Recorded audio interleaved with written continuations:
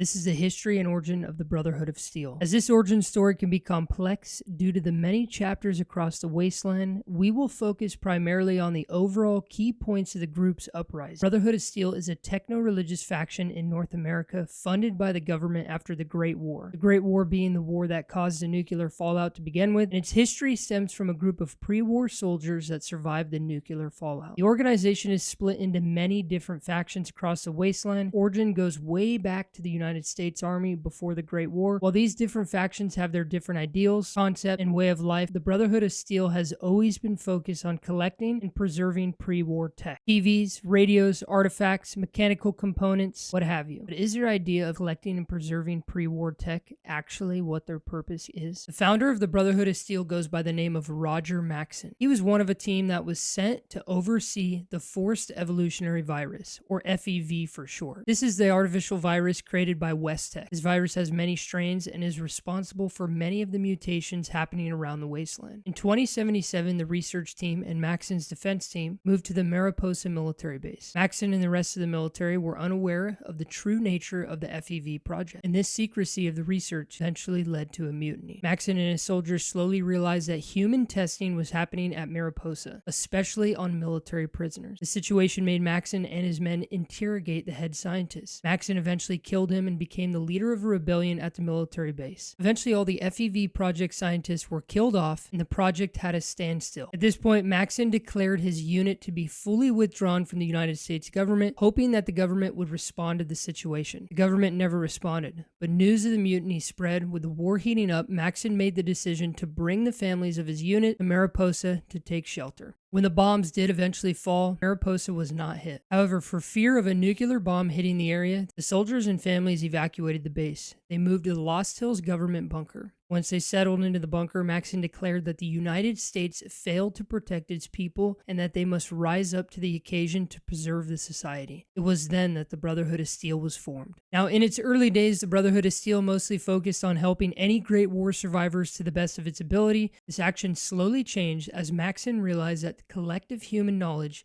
if not preserved, will disappear forever. So he dedicated the Brotherhood of Steel to preserve this knowledge, focusing more on the history rather than helping the Wastelanders. Roger Maxson died eventually and was replaced by his son, Maxson II. With different ideals than his father, Brotherhood no longer recruit people from the outside and only let members from within the organization. Witnessing how people around him slowly succumbed to tragedy and defeat, he formed a new ideology for the survivors, replacing the tarnished stars and stripes with new symbols, new ranks, and new ideas to replace the ones scorched in nuclear fire. They would provide meaning for people before they became lost in the depths of despair of their entire world, becoming a nuclear wasteland. Although some under his command, Maxson believed that the way forward lay in new traditions and new mythology, free of the burden of the past. During this time, the Brotherhood fought many rebel factions, including the Vipers, a group of Vault Dwellers from Vault 15, as well as a group of super mutants, which would be the Brotherhood's toughest enemy at this point. Neither succeeding or succumbing to defeat, the Brotherhood continued to research theoretical, practical aspects of science, including biology, physics, and chemistry, particularly emphasized around weaponry. Ammunition, medical supplies, and so on were exported in exchange for food,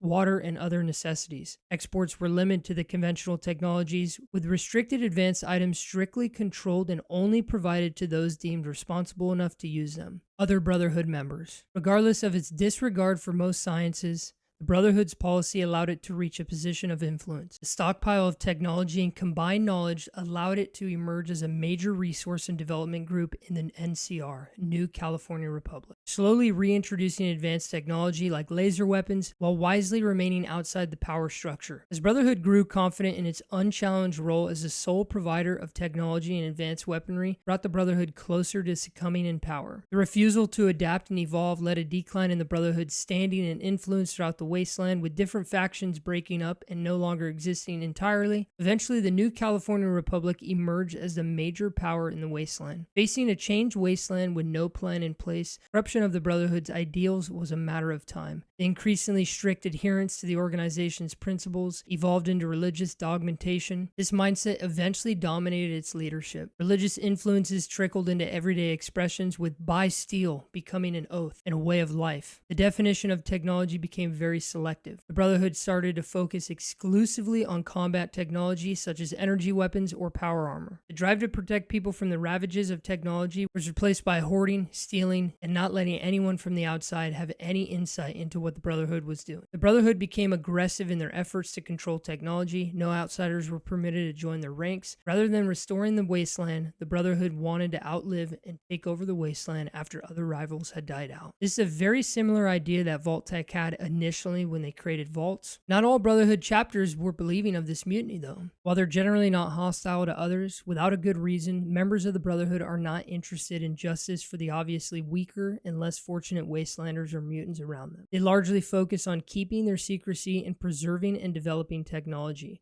which they often put above human life since technology is irreplaceable in the post-nuclear wasteland. Lives are not. Their motives are often unclear, and Brotherhood members are not people to be trifled